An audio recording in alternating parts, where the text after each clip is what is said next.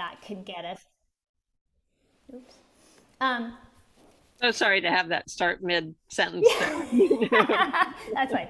So, again, so in terms of determining our need, the first thing is um, what spaces do we have available in order to grow, right? So we know that we need to expand our offerings over the next 3 years as we roll this out, right? So there are, the state did give us a 3-year rollout plan until 2025 for us to be for any school district in California to be able to make sure that there's space for 4-year-olds to receive TK,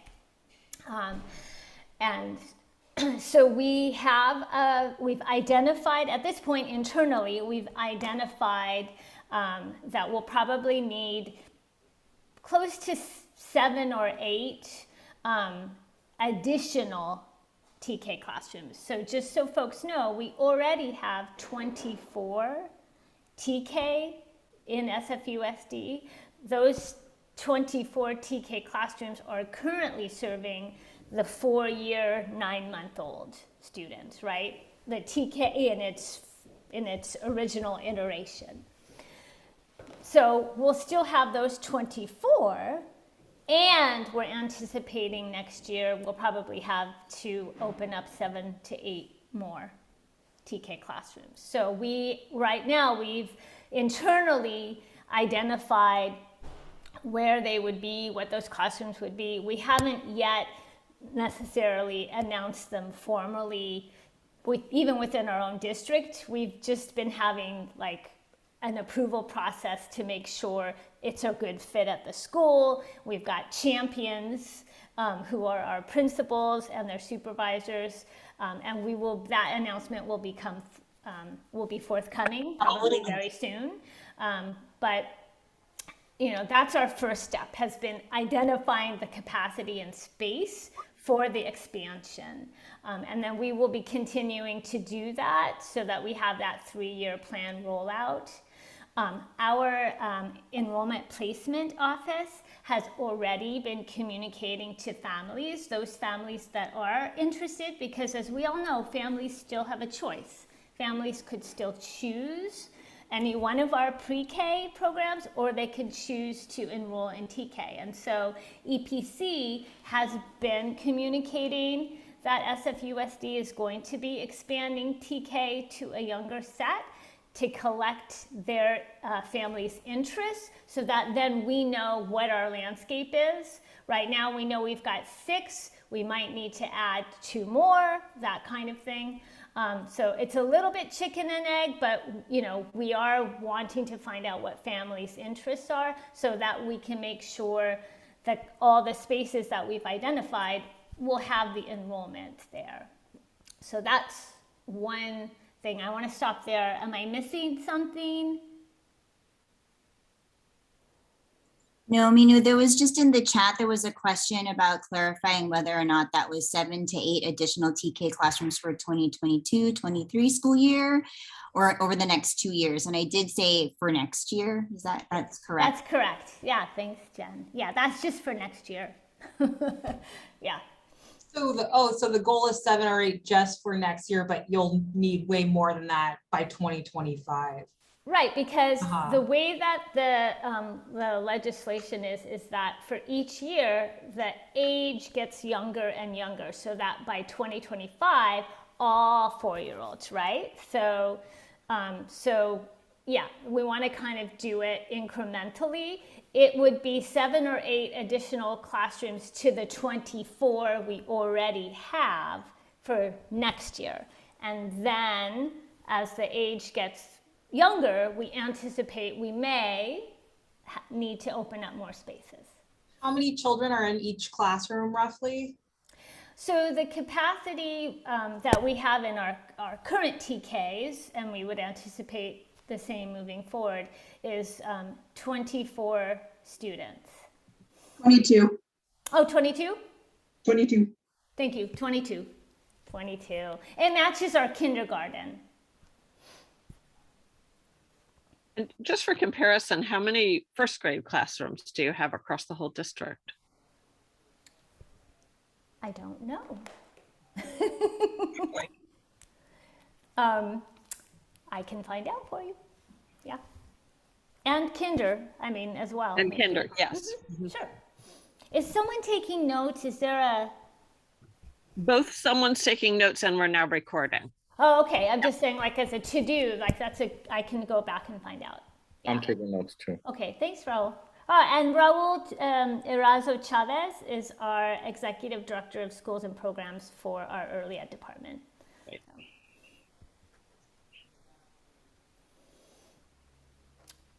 So that's in terms of, that's kind of one of the most immediate things was because we are in the enrollment process now for next year, we needed to make sure that families were, number one, aware of this new legislation. And so we do have information for families on our website, and through the enrollment process as well, families are getting educated around what it is. And once we know how many families are interested, then that will help us know, how we're enrolling and whether we need more or less of the TK classrooms.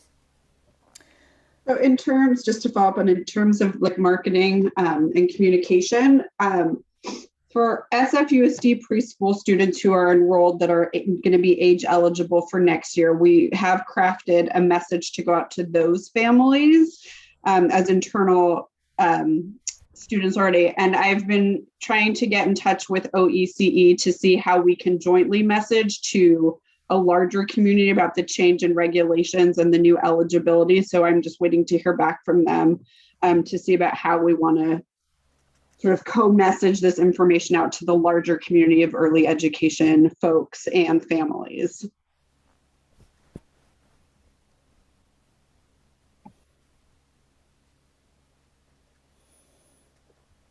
Do you anticipate being able to hire for all 7 to 8 new classrooms by next fall?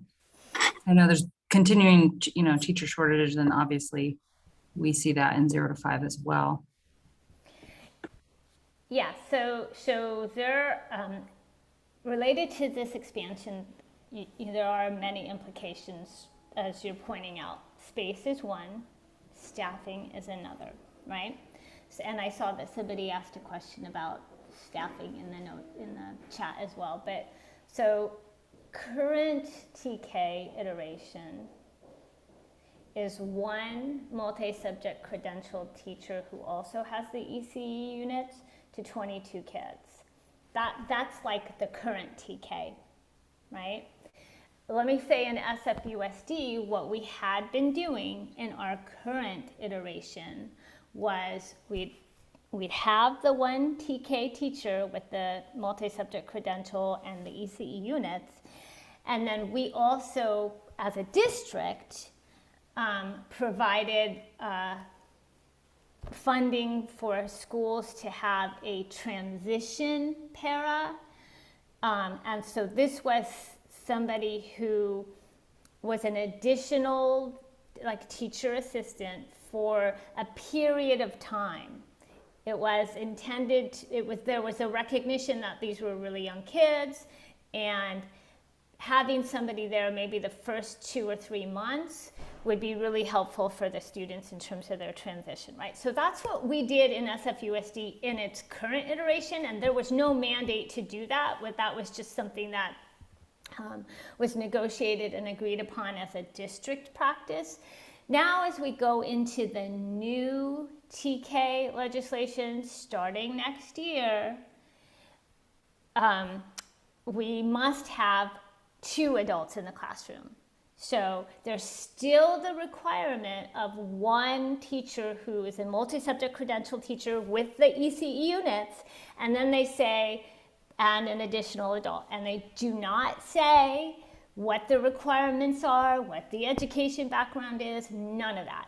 And so what's interesting is when I talk to other school districts in California, because sometimes I'm sitting at roundtable with other district leaders like myself over early ed, but like LA Unified and Oakland, and everybody kind of has their own way of figuring out who this additional person would be.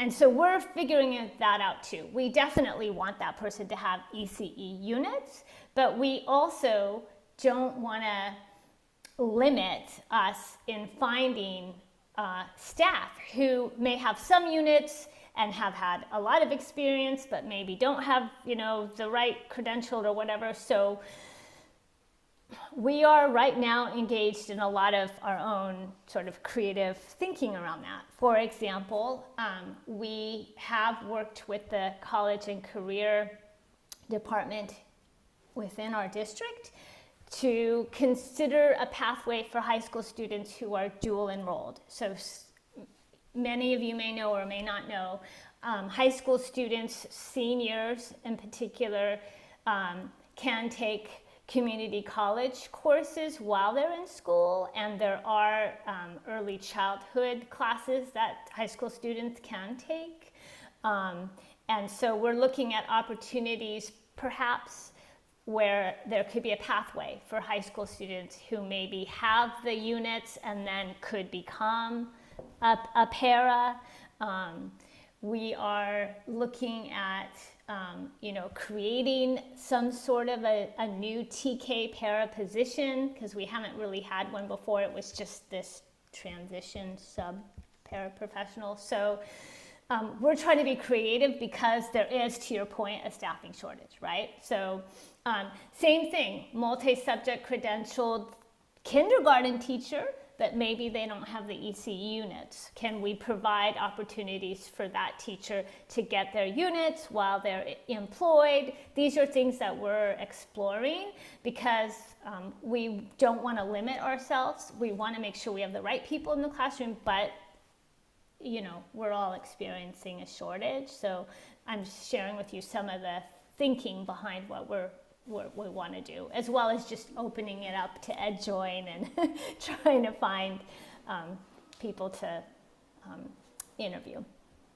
We're near the end of our time for this area, but we've dived nicely into some capacity issues that are in the future section. So we have just a hot minute left here for an area that I think we didn't hear. Oh, I'm so sorry. Quite enough on. And that is, I'm still holding in my mind that I didn't hear too much about the sense of the funds coming in for TK and how that's going to affect CSPP funds, and that decision that you have between you just within SFUSD preschool versus TK, and what thoughts you've had on that. And I know I have a couple of people online who run the preschool programs. I'm so sorry. Can't make that go away. Home operations that run preschool programs within SFUSD or with those funds. So I just like a little thought on that question. Yeah, that is one that I worried about myself, but it's also one that I don't really have an answer to. I know that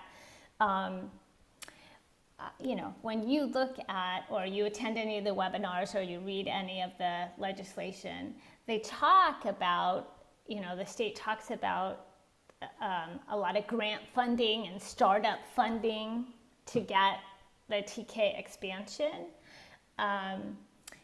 So, I know that there's money for the startup pieces. What I don't know yet is, how we would acquire those funds, or when, is there going to be like a template that's sent out and then we would apply for it? There isn't any real meat to it. They just kind of say it's like, this much money would be coming to school districts for a variety of things, right? And that doesn't sound like money that we would get or a school district would get ongoingly. It's like, if you need to expand for facilities or teacher pathway, that kind of thing. But I do know that once we do have TK, it's ADA money, right? So it's not, and so it's per pupil. It's not a pre-K versus TK. It's a completely different set of funding. We would still continue, if we're serving pre-K, which we are, we would still be collecting CSPP if the student qualifies for that. And then for TK, the school district would be receiving ADA based on, you know, each student's attendance and that sort of thing. But I, you know, again, I don't think school districts are getting like, you know, a big, huge pot of money. I think you have to apply for different things depending on, you know, what your need is. You're on mute, Sarah. I'll leave it there to respect time, and we'll get back into that with some of the capacity issues or related issues. Thank you so much. So the next section we want to dive into is just discussing, you know, transitional kindergarten that really fits the needs of families. And so, you know, families in San Francisco and across in San Francisco, we have different work, school, and family obligations. So we had some questions that Sarah's posting right now in the chat that kind of touch upon this. One of them being is SFUSD thinking about making TK year round, especially as the age is decreasing by 2025. And if not, for families that need year round care, you know, how is SFUSD looking at that? And then some other questions like how many hours of the day is SFUSD planning for TK programming? And when there is a need for care beyond TK hours, there is much concern about midday transportation for preschool and things like that. So I'll pause there. Right, so currently, as my understanding is that TK matches our same hours as any elementary grade, and I believe that's 6 hours a day. Correct me if I'm wrong. I believe it's 6 hours a day. So for TK, because that's the instructional day, it's 6 hours. Now, we have in SFUSD, we have two kinds of pre-K. We have pre-K that runs the same instructional calendar as the elementary grades. So if a family wanted preschool and, you know, they just wanted it for the school year and they qualified, we have that. And we also have preschool similar to community-based in that it's year-round. Families qualified based on need and eligibility. That can be a much longer day. You know, hours of operation could be 9.5, 10 hours, right? So this is something that, as I will tell you, as a larger district, we haven't tapped into. I know I've been thinking about it. We also have a CCTR contract, which means that in our department, we have OST, out of school time. And so current TK students, the 4-year, 9-month-old student, if their families, if they need a longer day, those students can access the OST program, which is, you know, the additional 3 hours and also runs in the summer. It's year round. So on paper, TK students could tap into the OST program for a longer day and it would run in the summer. At the same time, these are much younger students, right? So this is something that I am thinking about as well. Does it make sense? Are we ready in our OST programs to serve such a young age? Because in OST, we're not just serving TK, we're serving TK through 5th grade, right? So, so this is an area where we need to be a little bit more thoughtful, because there are going to be those students that need a longer day and they need services in the summer. This is also a place where we might want to consider partnering, because there could be some families who say, oh yeah, I want OST because I've got more than one kid and I've already got a student, a third grader in OST. I want my TK student to go into the SFUSD OST. Or there could be a parent who says, whoa, that's too big and there's too many big kids. I think I'm gonna, find something else. There could be opportunities there to interface, I think. The other place I do also see an area that could come up is that in all our elementary grades, as well as TK, we have, I'm totally speaking on, what's it called? Early release day. We have an early release day so that teachers can come together for professional development. That's typically on a Wednesday. And so again, I see an area where if all the schools are ending at an earlier time on the Wednesday, again, students have access to the SFUSD OST program, but they also may want to choose a smaller, more early childhood education focused program, right?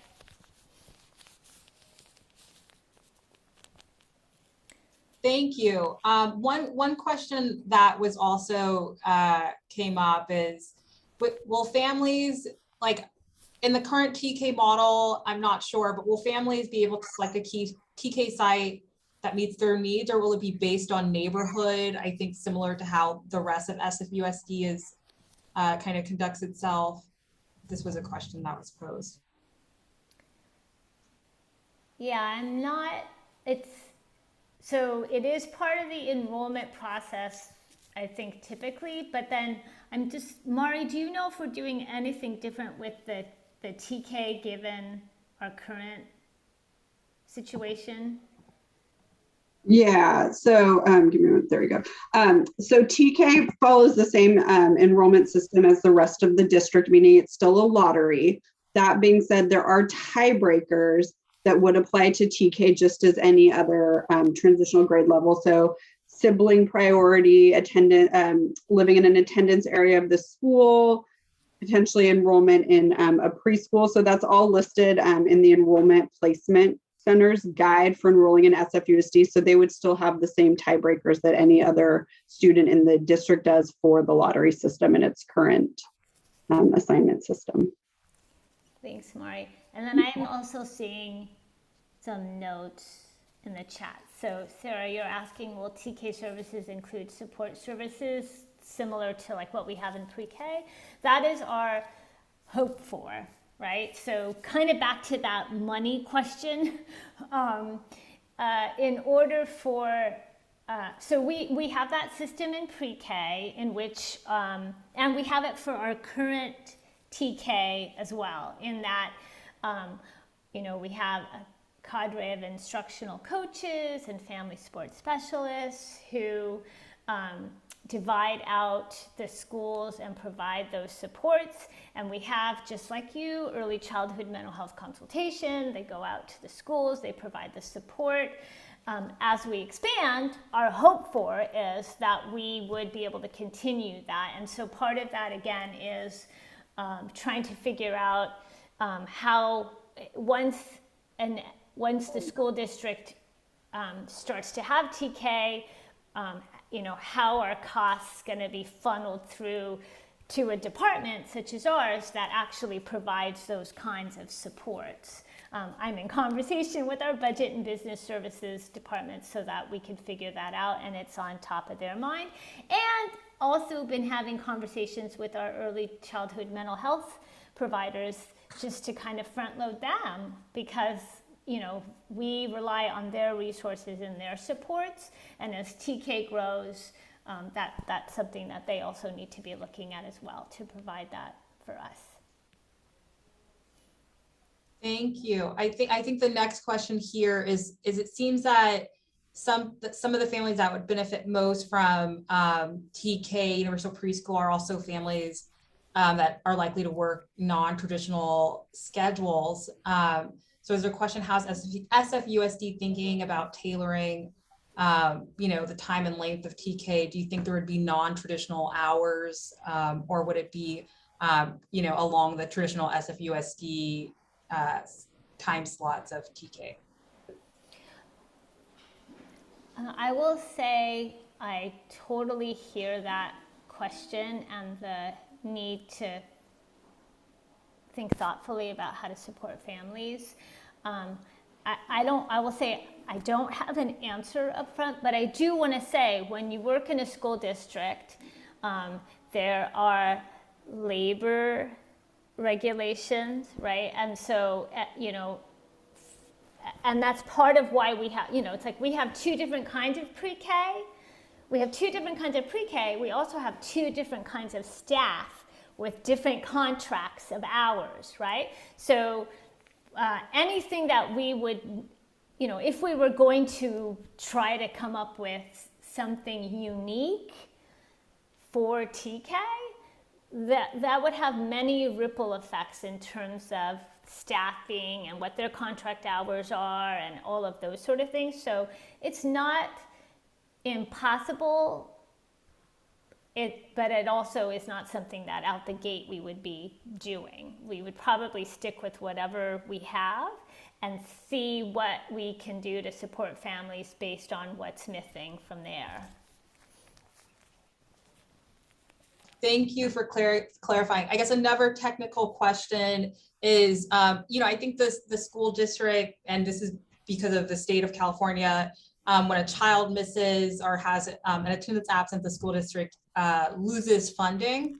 Will that also be the case for TK? And the reason we ask is because, with some younger children, parents may not bring their child as often or have random days off.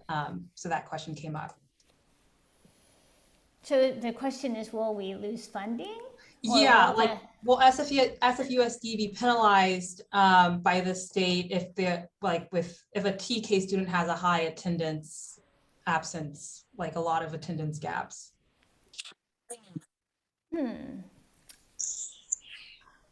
I mean, it is average daily attendance. That is how a school district receives. It's the same for pre-K, right? If we are missing, we have like a certain amount of days in pre-K where a family could miss, but we're also expecting families to provide us with the rationale for why they're away, excused or unexcused.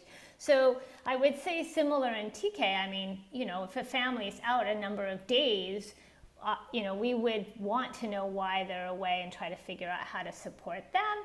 I don't, whether we're penalized or not, I think, we just don't draw down the money if somebody's out for a period of time.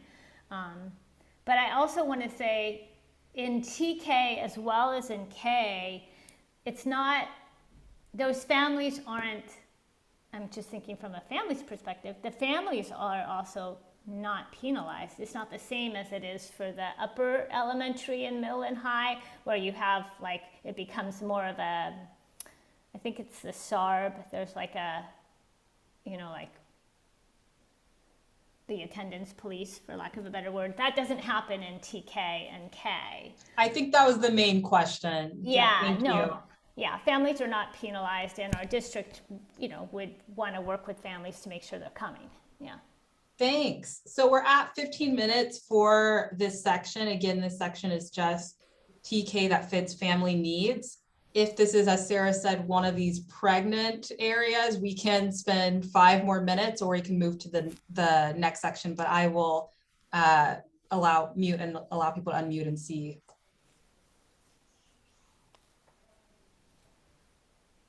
Is there any thought to expanded language utilization in the classroom? Can you say more? What do you mean expanded? Like, would there be more educators who are trained in, who are native speakers of various languages, as there are in other early childhood centers? Absolutely. We already have in our pre-K several dual language, Spanish, Chinese, and Samoan dual language pre-K classrooms. And in TK, we are in the process of actually, there's an opportunity where we may have a dual language Spanish TK. So yeah, I mean, it is definitely something that we are looking at as the need comes up. Yeah.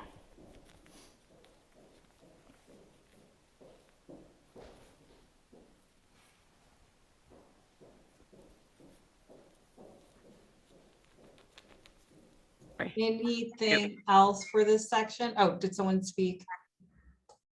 That was just me. I don't count. Okay, and again, we'll see if we have time to get, if other questions come up, we can go back. But the next section is Sfusd capacity, which we started to get into that in part of your planning, because of course part of your planning is planning, thinking about what capacity you have. But here's an opportunity to go a little more into sort of the teaching workforce. We started to get in there. I think there are more questions there, the facilities and the program structure.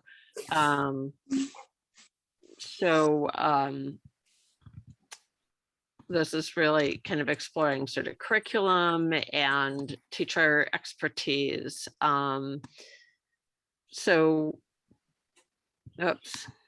Since I set that up, I'm gonna actually start with the teaching workforce, which is the bottom of the page, but I think I kind of primed it for that. So this is gonna come out all messy and all together, but you can read through it. But this is sort of focusing on the teaching workforce.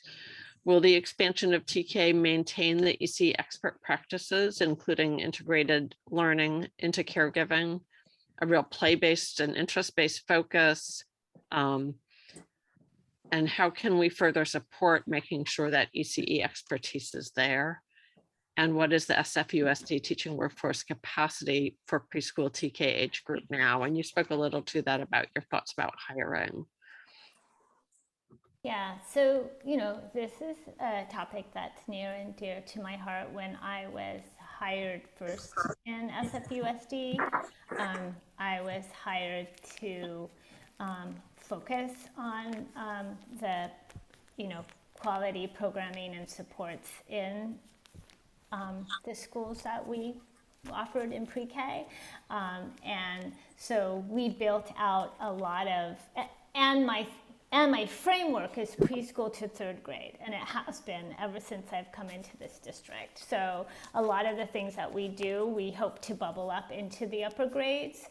And I think we've done some good work around that in terms of aligning our literacy, math, and social emotional teaching and practices. Not only are we serving schools and programs, we are a department that provides that professional development to our teachers and paraeducators, and we have had lots of partnerships where that work has bubbled up into upper grades as well. So my hope is that we would continue to do that for the TKs that are we're doing it for our current TKs, and our hope for is to do that as we expand the TKs. We provide professional development.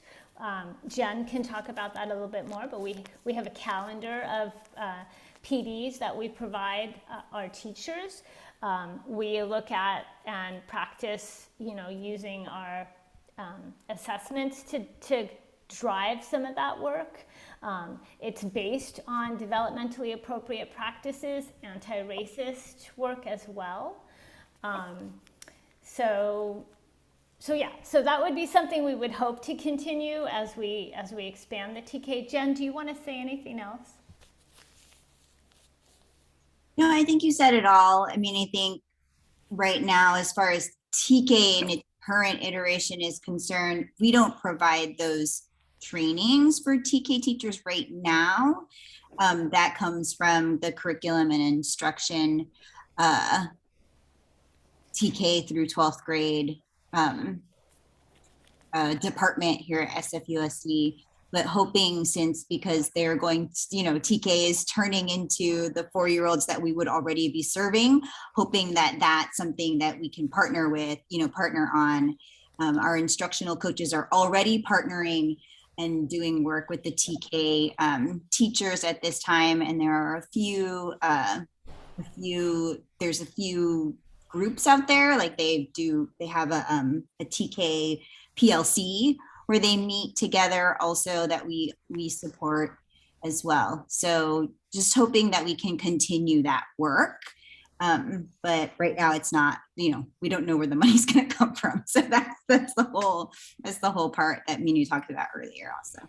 And let me also just say that every time we grow a TK program, it's the early ed department, historically and moving forward, it's the early ed department that actually purchases the materials, the resources, right? We want to make sure that the environment for those students is developmentally appropriate and has sort of this play or hands-on experiential component, that the environment is just as important. And so that is something as well that I didn't mention before. As we identify the classrooms, it would be our department and our expertise who would be purchasing the materials and outfitting the environment for TK. Am I hearing that right? Then that would be kind of a change, that your focus on TK would grow. Our focus on because remember, these are the same students we're serving now. Right. Right? Right. Exactly. Yeah. And also because parents will have a choice, it's going to overlap, right? At some point, there's going to be some families who choose to stay in preschool, right, in the pre-K programs, and some parents who will choose to go to TK. So the age groups are going to overlap at probably next year. So next year, they'll overlap at one point. So I think it's important for us to stay. Yeah, and what is going to define the difference? I mean, why would one choose one or the other? What do you see as the curriculum program difference between the two? My guess is that families who want the year-round longer day may choose preschool, right? Versus families who that's not necessarily a need, right? And it's free versus I have to qualify or pay tuition.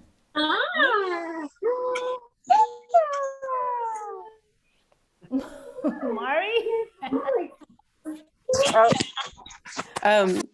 Minu, is it okay if I jump in?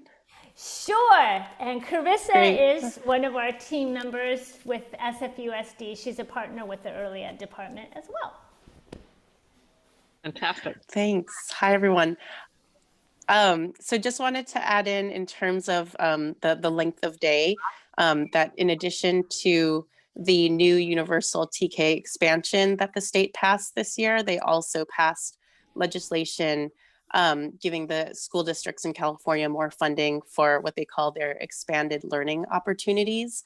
And what it does is it asks school districts who want to be eligible for the funding to provide or work with partners to provide a 9-hour day, including the instructional day. And so that is something we're going to be in the planning stage to think about how to implement. But I think it relates, it's kind of rolling out at the same time, but it's very related to, I think, some of the questions around the length of the TK day. Just so people can see the quote, we've kind of moved into that area of question, like what's the program going to look at? And sorry for floundering here, it's TK will be free, but preschool would have some cost. Did I just mess that up in the notes? Well, right. So, I mean, pre-K right now, as I understand it, right, it's free if you meet the need and eligibility, right? For TK, there is no need or eligibility, right? So you were asking like what might be a determining factor for a parent? That could be one.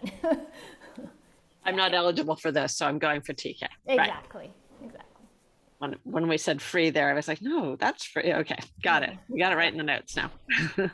Thank you. I don't know if you saw the question in the chat regarding that. Question is, would that support families that can't afford care but need the full day care?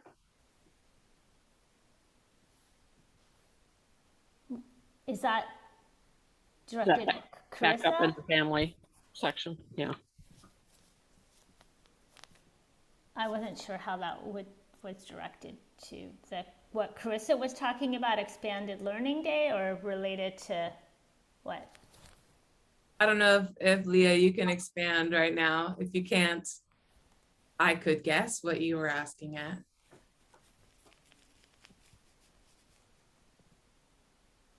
All right, I'll speak for Leah, but if you can talk, Leah, feel free to interrupt me.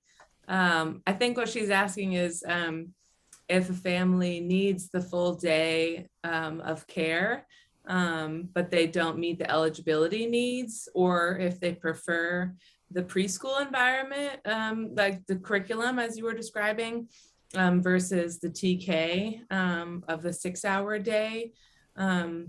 How could the families be supported to be able to get that care if they don't meet that eligibility? I think that's what Leah was asking. Okay, right. So there's a couple ways that could happen. Again, you know, families do have a choice, and if they do qualify for the preschool and they need it because of the longer day, that's there. We do have some tuition slots as well, just so you know. Not a lot. You know, our primary focuses are families that are eligible for Title V, but we do also have tuition slots in case that was amenable and something that they could do. And then the other thing that I was saying was we have what's called out of school time, and that's our CCTR contract, right? So a family could, again, on paper, it's not like it's fully fleshed out, but theoretically, a family could choose go to TK, their students there for 6 hours, and then if they needed an additional 3 hours so that, you know, they're working, right? They could go, the student can go to the after school program essentially, right? Which is there for the rest of the school day as well as in the summer. Now, the thing that we haven't figured out yet is, and some folks had some questions around it, is, you know, what would that look like? Because that's a bigger, you know, that's broader. You've got like TK through 5th grade students in an after school program. So we'd want to be very mindful that these are much younger students coming into an after school program, and how are we wrapping our arms around those students coming in. But on paper, feasibly, that could happen for that family.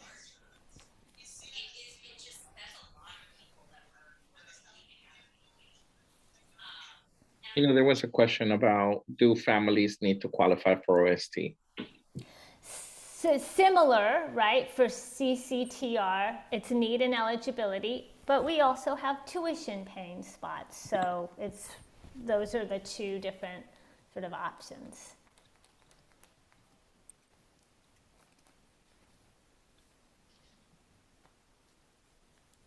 More questions on program or teaching workforce capacity. I accidentally dropped the facility. I was trying to make the facilities more readable and dropped that too. We can move there, but I just didn't want to rush the program and teaching force qualifications yet. Or the current question we're in. I didn't mean to interrupt any of that. No, that's okay. So I'm reading. So the facilities, I'm reading the facilities question. Is that the one I should be looking at? Yeah, we can move to that and people can bounce back if there were more on that. There's a big concern about, you know, the appropriateness of the size and space of the rooms, and do they have bathrooms, and that real need for caregiving still at this young age. Right, so we've identified where the spaces are, and I am, Carissa, do you know, like, have we had conversations about like where the spaces are? So the physical Oh my. spaces, sorry, I had to go pick my daughter up from daycare before they closed. But they, will either be in a space that was at one point like licensed for preschool, but is not currently filled by a preschool classroom, or in a kindergarten classroom, since TK is the first year in a 2-year program. So the spaces will be large enough, especially for 22 students, as well as having access to bathrooms. And they're all under fire code on the first floor.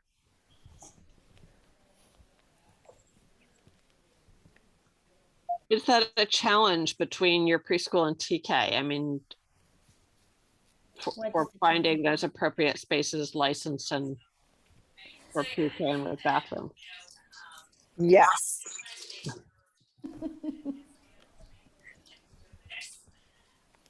That's what we want to hear. I mean, that's not what we want to hear. That's what we want to know. Let me say it that way. Okay. And then the next question is about the outdoor play spaces, and for there, the concern about age groups being put together, which we talked a little bit about in the OST programming, but you know, what will the outdoor spaces look like? How will groups be put together? Right, so that would be something, you know, again, we do currently have TK.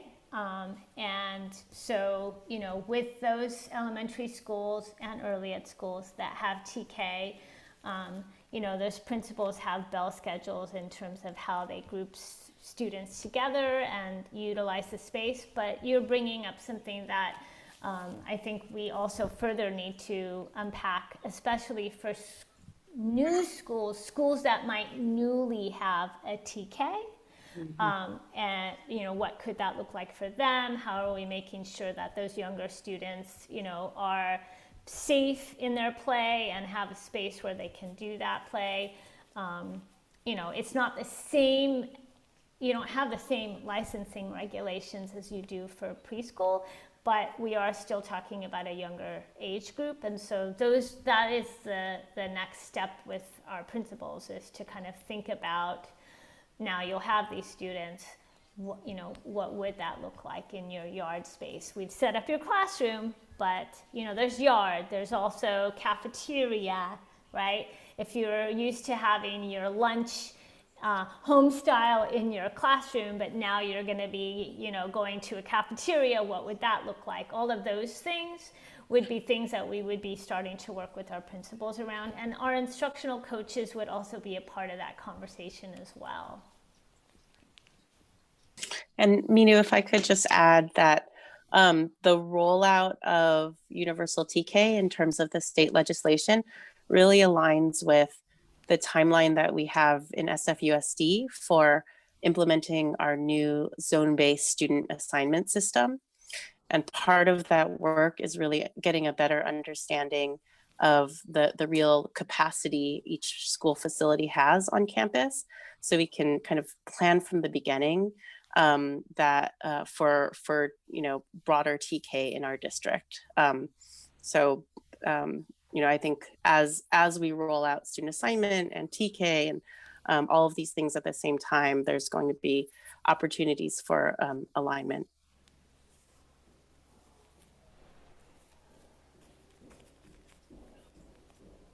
Okay, thank you all. So we have one more section. So we're gonna hop on to that so we can get through that and hopefully have the last 10 minutes for 10-15 minutes open dialogue. So the final section is maintaining, stabilizing, and synthesizing the current 0 to 5 system. This has been something the community has been talked about, this mixed delivery conversation, and you know, basically SF voters have supported the growth of funds to build a system for 0 to 5. And so there are some questions that came up from community. One is, how can we best use and strengthen current community-based FCCs and center sites, as well as SFUSD to serve children 0 to 5? And has SFUSD been considering a possible collaboration, whether that be contracting, extended care, or other possibilities in current planning? I'm open to your thinking around that. Again, I just threw out to you, the fact that, we already know that there are going to be families who may want a longer day. We already know that we have early release days for, our elementary grades, which TK would be a part of. So, I think naturally there would be families that would be interested in that, but I would imagine that if a TK family was in SFUSD and the school district was getting ADA funding for that a family that it wouldn't be double dipping for a family to go and enroll in a community-based preschool, and you could draw down CSPP funds or CCTR. If you had an after-school program, but you know what I mean? Like, I think that there's those kind of opportunities that I think would be really cool for a family to know, just in case, you wanted a longer day or a summer programming. You had this, you had an early education center down the street from your elementary school that you could go to, so that there could be closer collaborations. We've always been interested, I know from our department side, have always been interested in collaborating with our community-based preschool programs as it related to transition to K. So this could be, a fuller partnership in which families, were, connected to both schools,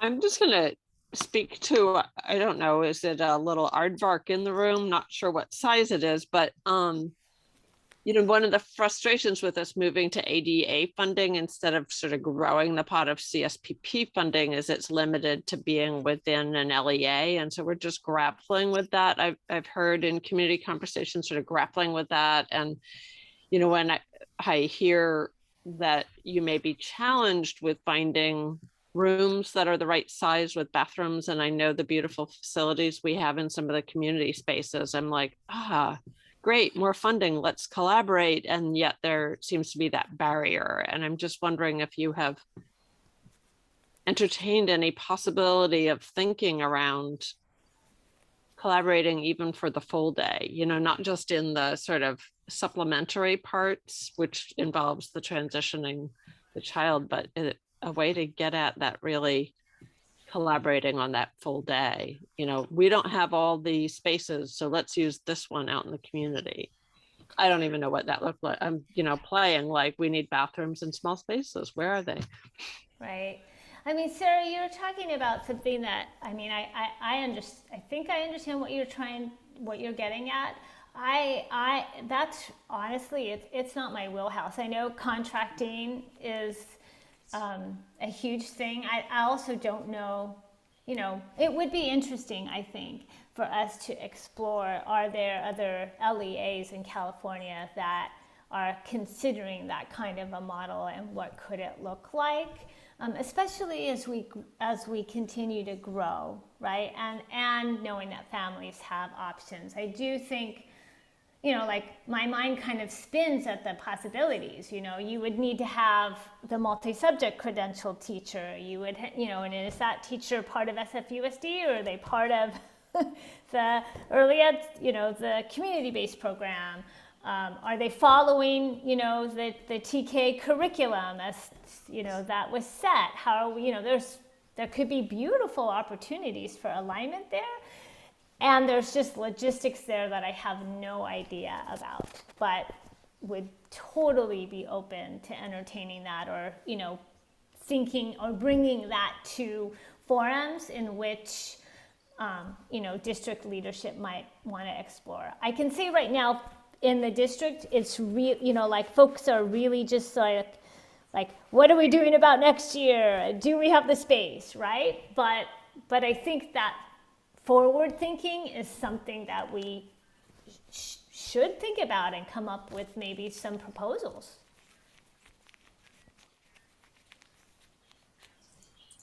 Any other aardvarks people want to bring into the room on that question, or any other shape animal? Sometimes I think you have to just start saying things to sort of get at it. A very interesting OACE presentation, the woman from Texas whose name's going to escaped me. Her last name started with an O, but was, just suggesting the way, when we look at these attempts we have to expand preschool and they have impact on the existing preschool and existing 0 to 3, what else can we do? And so I think it's important to sort of name them, even if we don't have like how to grapple with the LEA streamed funding right now. And we have different sort of systems and we keep going, like, how do these fit together? But just Amy, your hand's up. Maybe you have an aardvark. Yeah, I mean, I guess I am thinking of other states or regions that have implemented more of a holistic UPK or UTK and the struggles that they encountered and then kind of had to go back to a mixed delivery system. We've seen that roll out in other states, and are we learning from those lessons? Is SFUSD and other districts across California really looking at those different models and trying to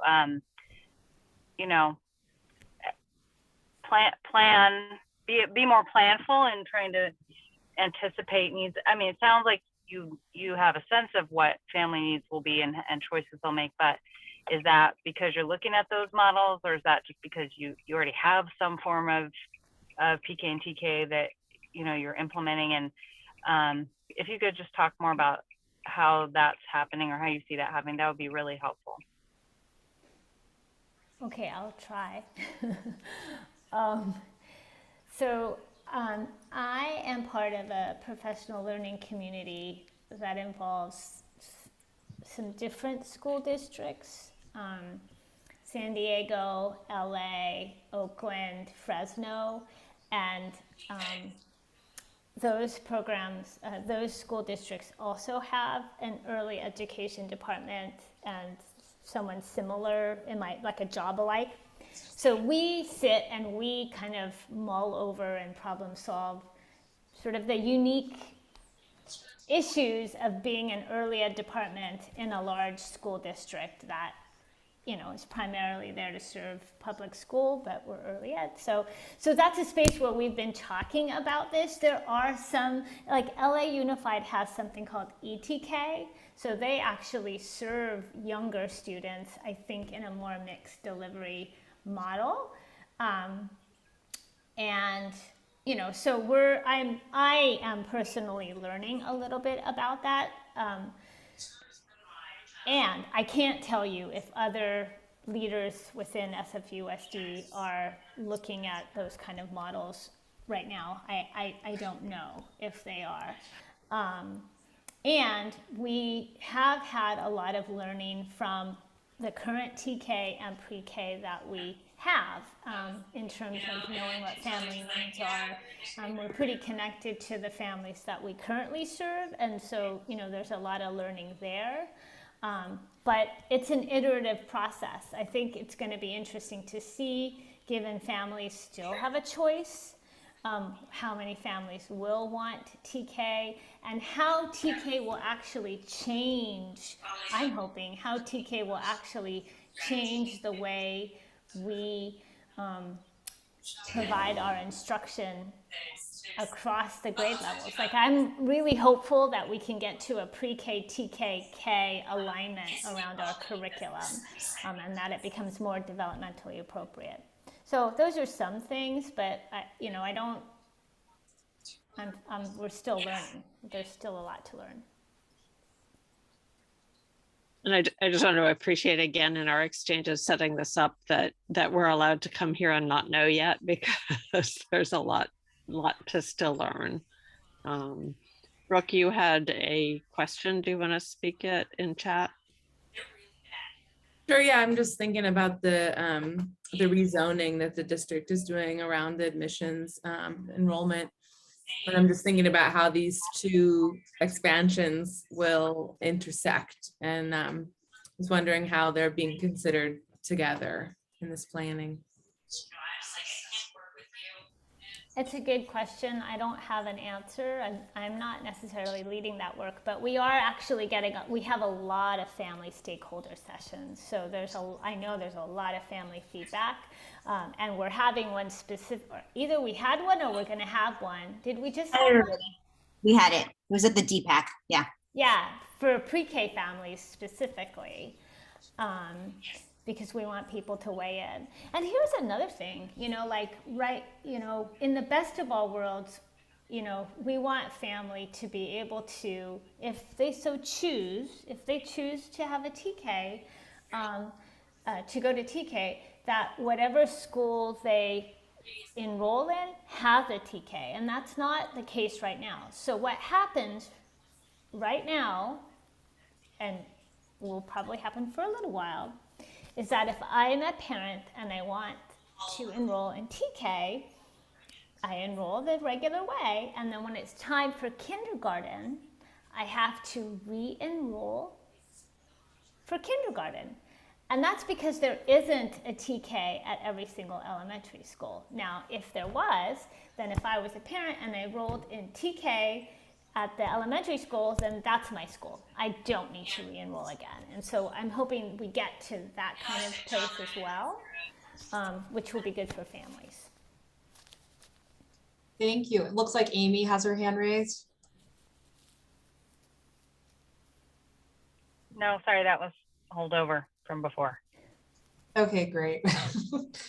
So another question here in this section is, what is being done to ensure workforce qualifications, including experience, educational, and professional development focus on ECE expertise, into which so many of San Francisco's teachers have committed their time, are recognized in new systems being developed. Are the past efforts merging permits with credentials being discussed or recognized? Yes. I mean, okay. Yeah, I mean, again, the legislation for TK is that the teacher has to have a multi-subject credential and they should have ECE units. And so here again is that interesting little rub in that of course we want to have qualified staff in those classrooms teaching those students. And we have a teacher shortage.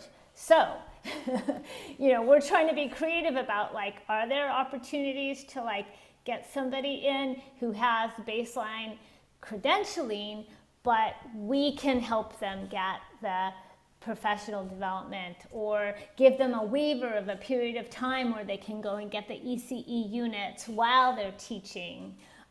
We're thinking about pathway opportunities for that para position. Can we start with dual enrolled high school students, who have a baseline of ECE, and then we continue to provide them professional development.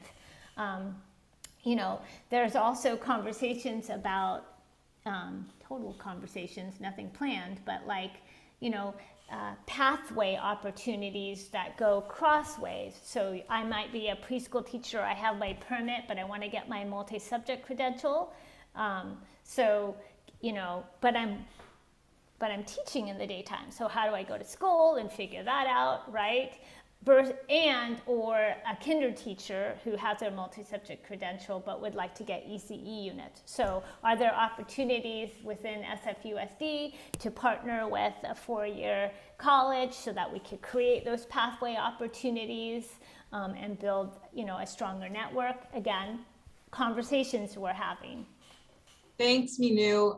So something else that this kind of leads into is the teacher shortage. There's been some concerns about maybe losing some of our ECE workforce, like infants and toddler teachers, et cetera, to TK and pre-K. And I know to some extent that's out of people's control, but we were curious, has SFUSD had that conversation of the impact of TK expansion on community-based, both T5, T22, and family childcare?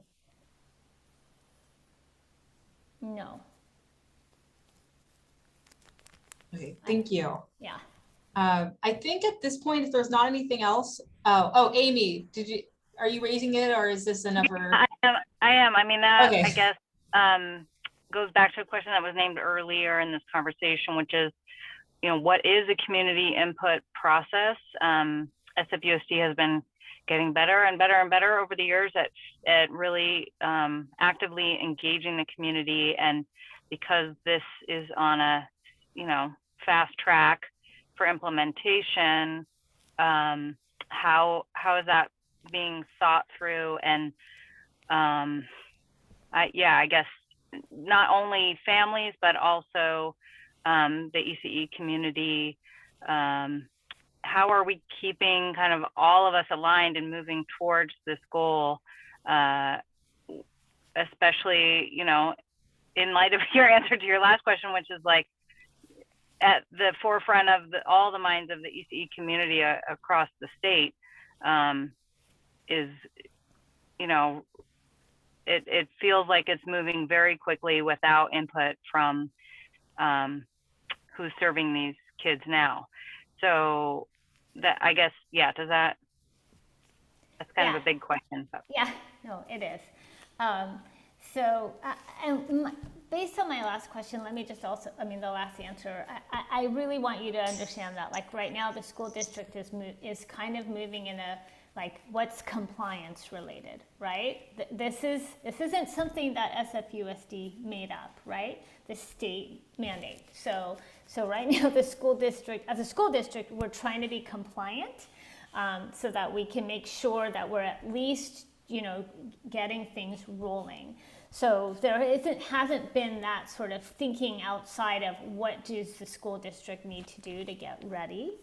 I think that there are opportunities for us to continue to interface, and I'm hoping that this is one of those forums. I was telling Sarah and Naima, like, I would hope that this is one of our stakeholder meetings in which we can kind of co-create and consider some of those, places where we might see gaps, or, places where we want to have a stronger partnership. I would hope that we would continue to have that dialogue here as we shape this and what it looks like for families. Thanks. And we have 10 minutes left. So let's just, if this is okay with us, if USD and everyone, let's just open it up for a Q&A. Thank you.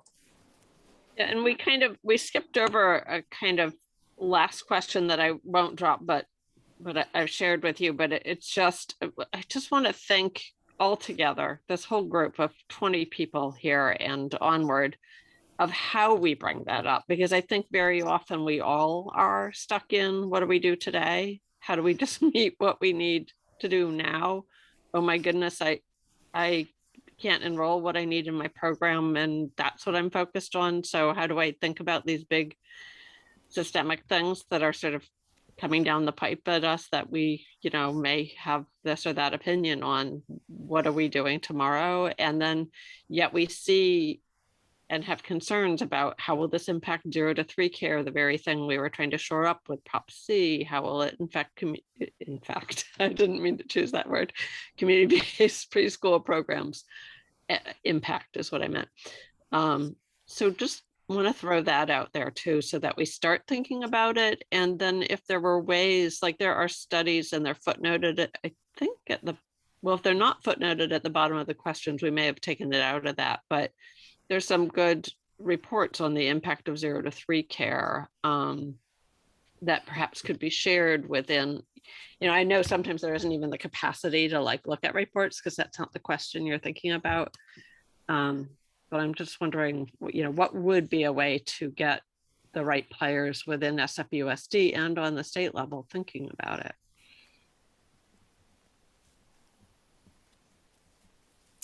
Yeah, I'd have to think on that, Sarah.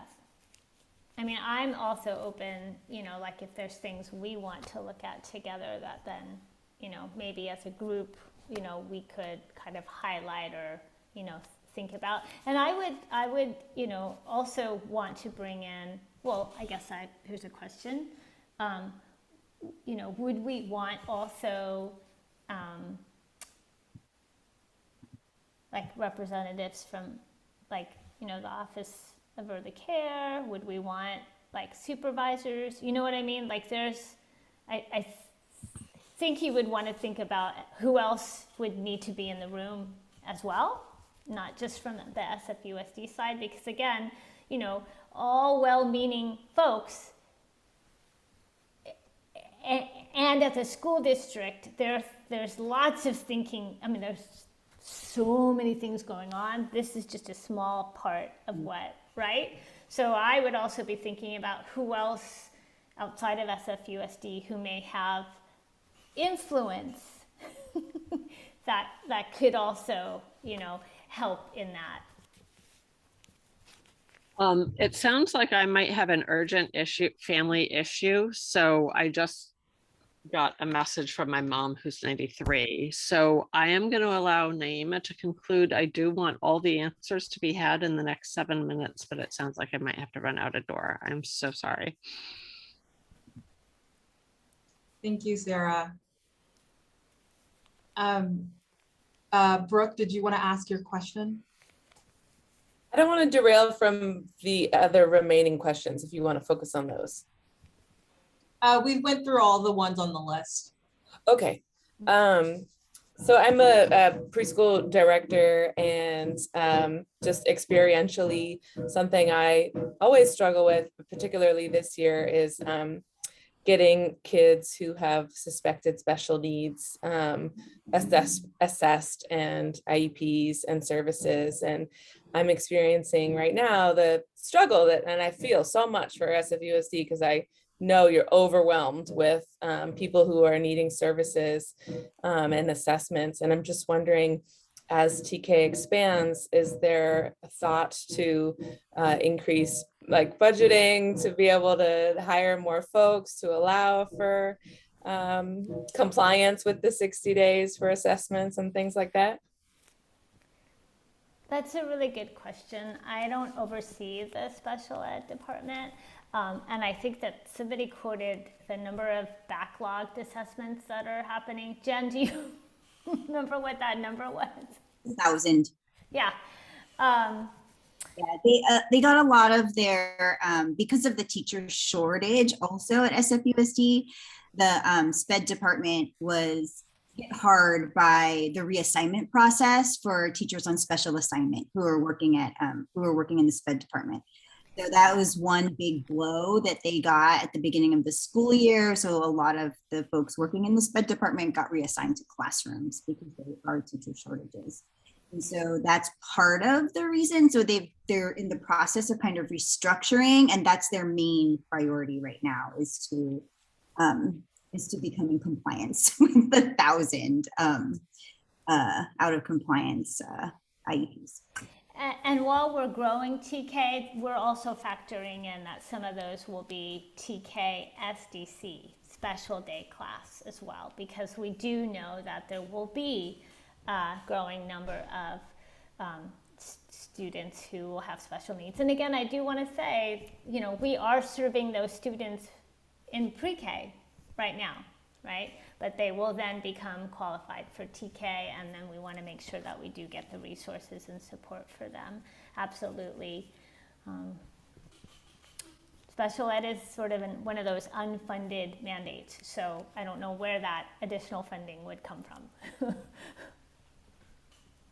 While I ungracefully leave all of you, I just want to recognize that Jen Lowe from Supervisor Melgar's office has joined us today, and they do, as an office, want to very much know, hi Jen, know about this, and just really appreciate her for being there. And then I want everyone to keep their thoughts flowing. We have a chain together through these emails, and email us your questions and thoughts so we can keep this conversation going. And with that, I'm going to head out, but definitely want to hear I'll read all the ends of the notes.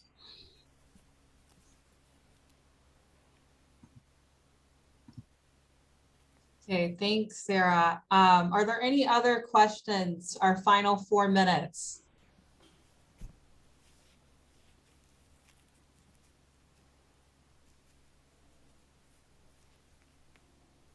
I guess I have one question. Do you know yet how much money SFUSD is getting for the state for implementation? I don't, Naima. I don't even know how that's, I mean, that's what I was saying at the very beginning. It's like they talk about, funding coming, but there's no legs behind it. There's no like, and here's how it will come, and here's what it looks like, and how you need to apply, or whatever. Like none of that as of yet. And let me also say, I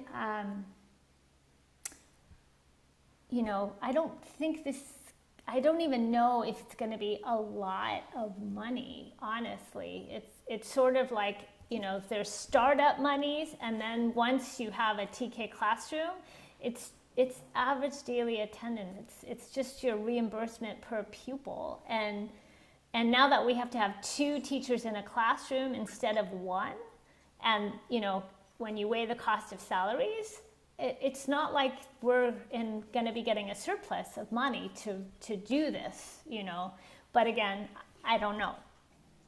Yeah, that's unfortunate they haven't given us an estimate, considering it needs to start next fall. Yeah, I was trying to ask that too in a state conversation, and no one really knows how much money is coming to LEAs, which is unfortunate. Any final questions? Well, I think we're actually at time anyway, but Minu, Raul, just everyone, thank you so much, Jennifer, for joining us today and really just like speaking open and candidly. And as Sarah mentioned too, we really appreciate all that you all have done, and also, just the honesty of it. Sometimes some things we don't know. This is what we have to do because it's a mandate. It's been super helpful, and we got almost all of our questions answered, and the ones we didn't, it's because we don't know yet. So thank you so much. Thank you as well for the opportunity, and please let's set another date to meet again. I think we should meet regularly. Definitely. Thank you so much.